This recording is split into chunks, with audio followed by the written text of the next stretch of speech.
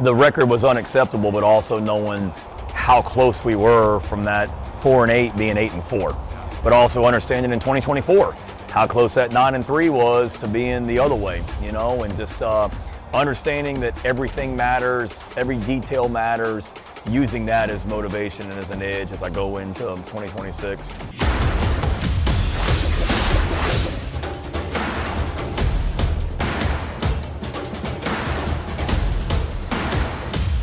Welcome onto the sideline, everybody. Sports Director Matt Dowell and Jared Parker coming to you from the Spurrier Indoor Practice Facility, where we had local media day with Gamecock Football as fall camp starts tomorrow. If you're listening past Friday morning, it has begun. So, Jared, this is kind of, I know we go to SEC Media Days, but this always feels like the true start of the college football season. Yeah, of course. Obviously, they're in camp tomorrow. We're going to get to see camp tomorrow, be in the building, watch these guys practice. Obviously, we won't see a ton of practice, but a lot of stretching. Maybe some footballs might be involved, but we're here. We're here at football season. Everyone's here. Everyone's expected to be on the field. At least that is expected to play early on in the season. So we are officially past the talking season portion of things. And I'm very happy about that. I kind of get bored by the end of talking season. We got to do what we got to do to make things happen. But I'm happy to see some football being played. So the way Local Media Day works for you guys who haven't watched it before or gotten to be part of it, it's very organized, but it's cool because we get to talk to everybody. So Shane Beamer starts with a formal press conference, and for about 30 minutes answers questions as a typical press conference goes. And then at about 30 minutes after that, he does one-on-ones with all of the local TV stations in South Carolina. So it's car wash style. We each get 5 minutes with him. So we'll let you hear ours that we got to speak with Shane earlier today, our one-on-one with him in just a little bit. So he does that. While that's going on, all of the coordinators are made available, all the assistant coaches, and then we get 30 minutes with them. We get 30 minutes with all of the offensive players, and we get 30 minutes with the defensive players. So we have a lot of opportunities to talk to these guys ahead of fall camp. And I always really appreciate that they do this day and that we have a good amount of time to really pick the brains of these players. Yeah, absolutely. It's fun because you won't get access to them like this for the rest of the season. You will get access to some players. You get to talk with them, but it's kind of a low-stakes environment. You get to ask them what they're excited about. I got to have some fun questions with some guys, ask about off-topic things, their shoes, their style, their favorite sports outside of football. We don't get to do that all the time during the season. Of course, still a lot of football talk, but it's kind of a good fresh start without all the expectations and pressures of the game involved. And a good opportunity to find out stories from these guys who maybe don't get a lot of attention. We're going to talk to Lenoris, we're going to talk to all these superstars, but it's a good time to find, the guy on the special teams who doesn't get a lot of media. So we always enjoy finding those stories as well. This Local Media Day was crazy, Jared. This storm, you guys, was insane. Oh, my goodness. I was like, what's going on? I mean, I didn't know we were going to make it here. I didn't know we were going to make it here. Thunderstorms were insane for, hours upon hours now. Lightning all over Columbia. So hopefully you guys are safe. Hopefully your power's on, because I don't know the last time I saw a storm like this. But while all the thunder and lightning was going on, the sandstorm was inside. I don't know, did that pun work? Yeah, I like it. But we had a good time here with Local Media Day. But Jared, what kind of are the storylines post-SEC Media Days that you were interested in going into today? Yeah, obviously it's been talked about a lot, but that's what talking season is, and we probably can't talk about it enough. The Kendal Briles offense, it's something new. Shane Beamer mentioned during the press conference that what they're doing is not necessarily too new or too simple or complex compared to before, but the verbiage is different from the last 5 years he's been there. So there's been an adjustment there. And I talked to some guys to hear about that. And they said, of course, with any new coordinator, there's going to be an adjustment. But what stood out to me talking with the other offensive staff is that every single one of them independently, I didn't bring it up, they independently mentioned that communication with Kendal Briles has been an open door. And that seems to be something that they really, really like about him that makes him unique. That's awesome. Kendal also, we're going to hear from him in just a little bit. He's got some swag, though, I think. I think he's got confidence, and that's something Shane Beamer talked about. And a different type of confidence than other OCs that we've seen in the past. I don't know how to explain it, but I was like, he looks like he's ready to go and he's dialed in. And also, he answered questions really well. I mean, he was pretty open and honest about everything, and he's got a lot of attention on him. So I thought that was cool. We've seen him in person a few times now, when he got introduced to Birdies with Beamer, stuff like that. But this was really, I don't know, it was cool to see him in this environment and kind of take all the attention with stride and really be honest about what he's bringing to Columbia. Before we hear from Kendal Briles, I did get to speak to Shane Beamer one-on-one about going into fall camp, about Kendal Briles, and some storylines he wants us to talk about during this talking season. So here's my one-on-one with Shane Beamer. Here with Shane Beamer. Shane, it's always exciting when August comes around and the season is upon us. What do you feel in early August as the season approaches? Excitement, nerves, all that. It's such an exciting day. You go through the summer where, it's a little bit slower, and then there's no easing into it. It's the summer ends, and then bam, you're right into preseason practice. But it's like first day of school in so many ways. You're nervous about getting started, but there's also an excitement about being able to get back out on the field and do what you love to do, and also know how close the season is too.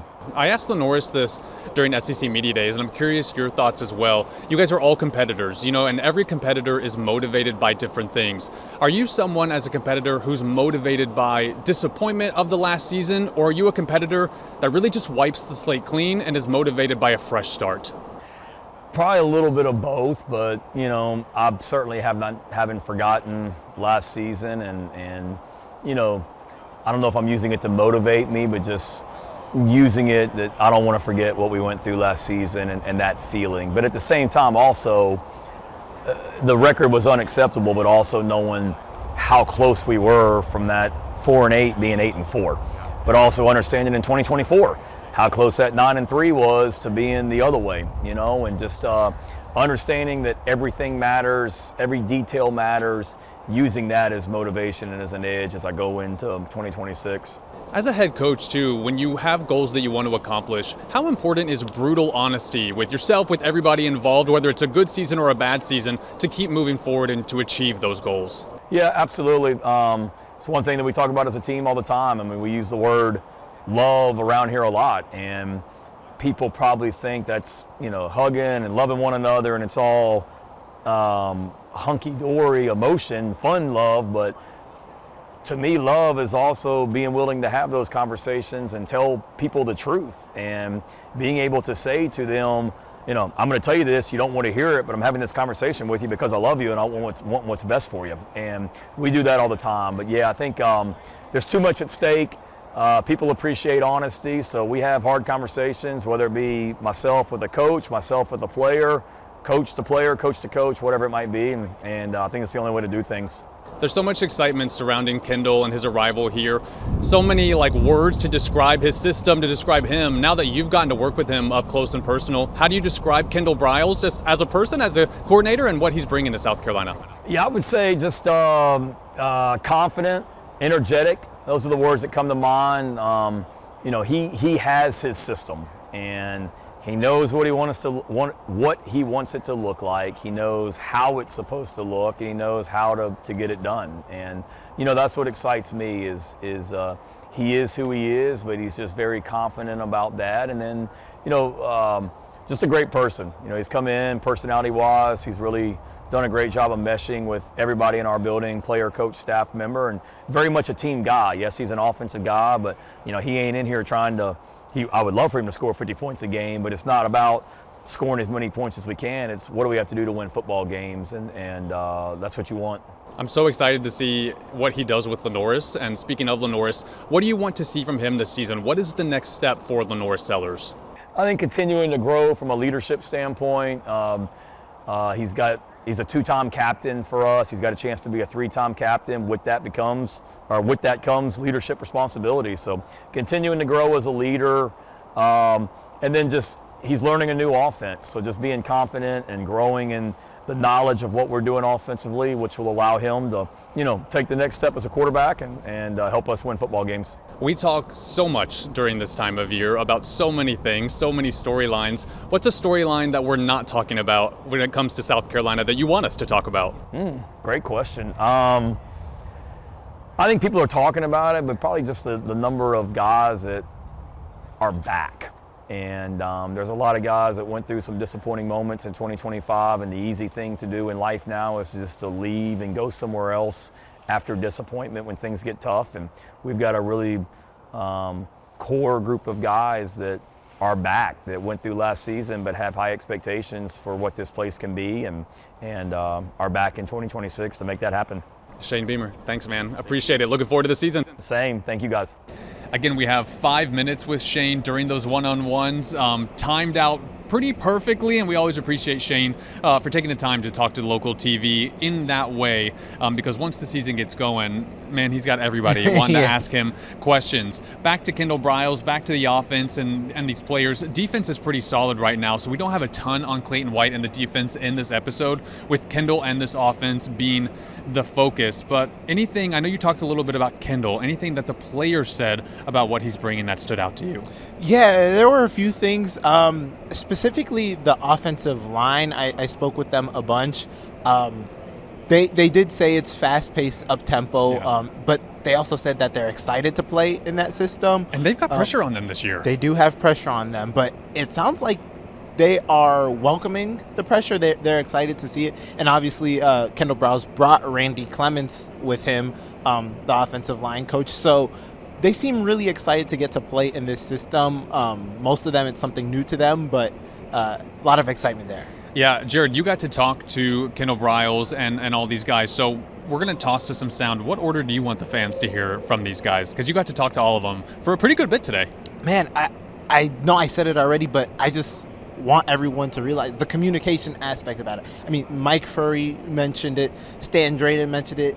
All the offensive staff guys, they mentioned how big of a communicator he is and how much of an open door things are. But I also wanted to hear from him how he plans on utilizing Lenoris, and I got to talk to him about that as well. Cool. So what order are we going in? We're going to go Kendal? Kendal. Let's go Stan after, and then Randy Clements, because Randy also spoke about his first impressions of Kendal and how he met him from when he was 8 years old. Okay, so let's go Kendal, Stan, Randy in that order. Obviously, from the media side, we've made the biggest deal over your new system. Are we making too much of a deal over it? Is it that much change compared to previous things, or is it kind of just similar to what they've known? Yeah, I mean, I think anytime you have a new coordinator hire, then the media is going to have opinions and speculations of what it's going to look like, and our job as coaches is to try to put our players in the best position. We have a system that we're going to do as far as being tempo and RPO and hopefully running the football and throwing it down the field. So, hopefully all that correlates to points and wins. Obviously, Lenoris is a very talented player. How does that system maximize what he can do as a player? It's more of the system fitting around him and his abilities. Like I said, that's why they call us coach. So we're not going to come in here and tell all these guys, this is what we do, and everybody formulate to it. We've got to do a great job of putting guys in position to be successful.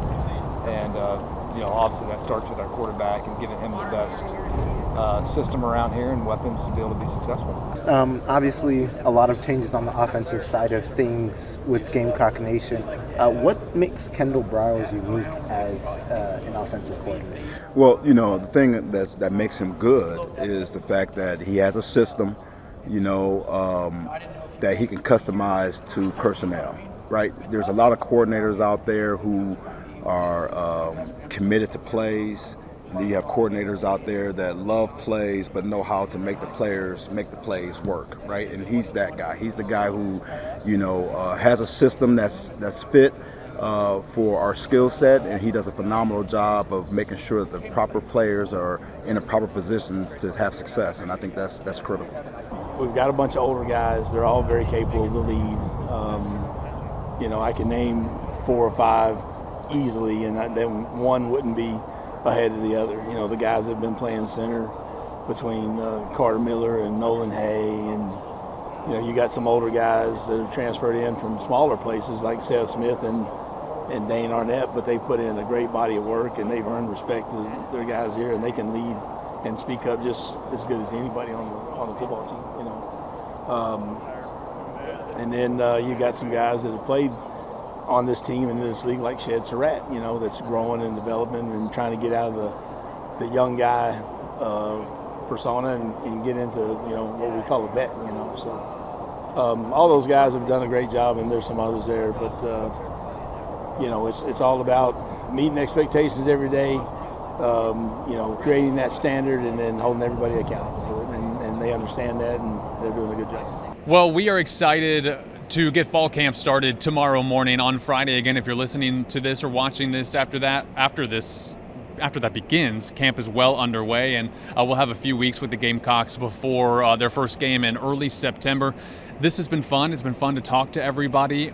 Our feet are soaked from today, and also tired because we've been walking around the Spurrier Indoor Practice Facility for like 2.5 hours now trying to talk to everybody. So Gamecock football season is officially here. We're so excited.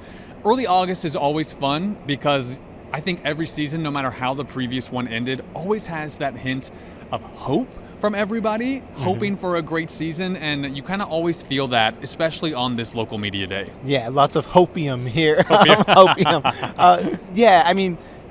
It's been so much talking, and obviously I think Shane Beamer is pretty honest about the fact that he hears it. Different teams, different coaches, they may let on how much they hear or don't hear, but everyone knows you hear about things during the off season, and they take some of it personal, and it seems like, he's excited to kind of prove people wrong. Yeah. They were voted low to finish in the SEC, and I know Shane before, he said, the same guys that people thought would do well last year now think would do poor this year. So he's excited to kind of show us that we're wrong.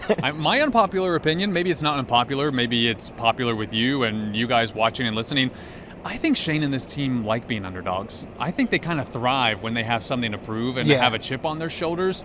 I don't know how the other way around, when they have expectations like last year, but I think when they come into a season with something to prove, I kind of think they thrive in that atmosphere. A team with something to prove is a dangerous team. Especially team. A quarterback with something to prove. Lenore Sellers has a lot riding on this season. Absolutely. Well, fall camp is here. Gamecock football, the season is right around the corner. We've got you covered all season long with exclusive interviews and game day reactions all season long. He's Jared Parker. I'm Matt Dowell. We'll see you next time here on The Sideline. Make sure to subscribe on YouTube or wherever you listen to your podcast on Apple, Spotify, or Amazon Music. Again, he's Jared. I'm Matt. We'll see you next time here on The Sideline.